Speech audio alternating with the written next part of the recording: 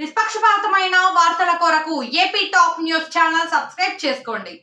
Andhra Jyothi photographer కృష్ణపై దాడిని ఖండిస్తూ C Belagal మండలం విలేకరులు తహసీల్దార్కు వినతిపత్రం సమర్పించారు. అనంతపురం జిల్లా రాప్తాడులో జగన్మోహన్ రెడ్డి నిర్వహించిన సిద్ధం సభ కవరేజ్ కోసం వెళ్లిన ఆంధ్రజ్యోతి స్టాఫ్ ఫోటోగ్రాఫర్ కృష్ణపై వైసీపీ పార్టీ కార్యకర్తలు దాడి చేయడాన్ని బెలగల్ మండలం విలేకరులు తీవ్రంగా దుయ్యబట్టారు. ఫోటోగ్రాఫర్పై దాడి చేసిన వారిని గుర్తించి అరెస్టు చేసి క్రిమినల్ కేసు నమోదు చేయాలని డిమాండ్ చేశారు. ఫోటోగ్రాఫర్పై దాడి చేయడం హేయమైన చర్య అని తెలిపారు.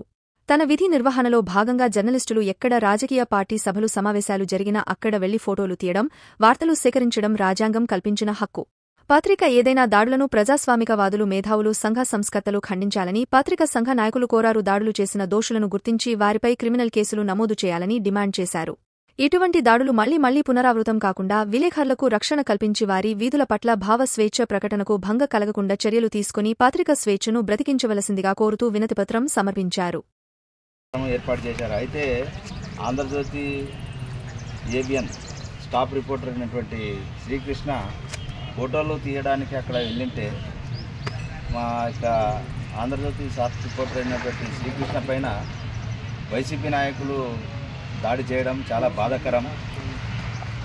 వైసీపీ గవర్నమెంట్ ఏర్పడినప్పటి నుంచి అత్యధికంగా ఆంధ్రజ్యోతి వారిని టార్గెట్ చేసి ఇలాంటి దారుణాలకు ఒడిగట్టడం చాలా బాధాకరం.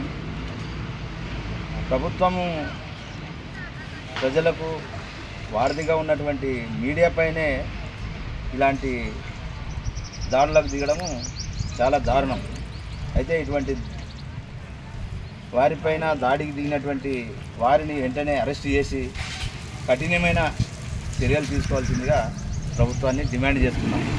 అయితే ఎప్పటికే కానీ రాజ్యాంగంలోనే ఫోర్త్ ఎస్టేట్ జర్నలిజం ఇటువంటి దాన్ని దృష్టిలో పెట్టుకొని మరి సుప్రీంకోర్టు తీర్పు ప్రకారంగా అయితే విలేకరి పైన దాడి చేసినటువంటి వ్యక్తులను ఎవరైనా సరే జీవిత ఖైదీగా ఉంచాలని చెప్పి నిర్ణయం ఇచ్చింది, తీర్పు ఇచ్చింది. దీన్ని బట్టి మరొకసారి ఇటువంటి పునరుత్థానం కాకుండా ప్రభుత్వం గట్టి చర్యలు తీసుకోవాలని చెప్పి తెలియజేస్తున్నాను. నా పేరు ఫకీరన్న, C Belagal, Andhra Jyothi reporter.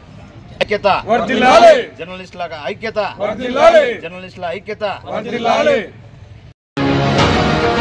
వార్తలంటే sensationalism కాదు, వార్తలంటే కట్టుకథలు కాదు, వార్తలంటే వాస్తవాలు. మేము ఏ పార్టీకి కొమ్ము కాయం, మేము ఏ రాజకీయ నాయకులకు వంత పాడం. ఎన్ని అవాంతరాలు ఎదురైనా ప్రజల పక్షమే నిలబడ్డాం. అప్పుడు, ఇప్పుడు, ఎప్పుడు.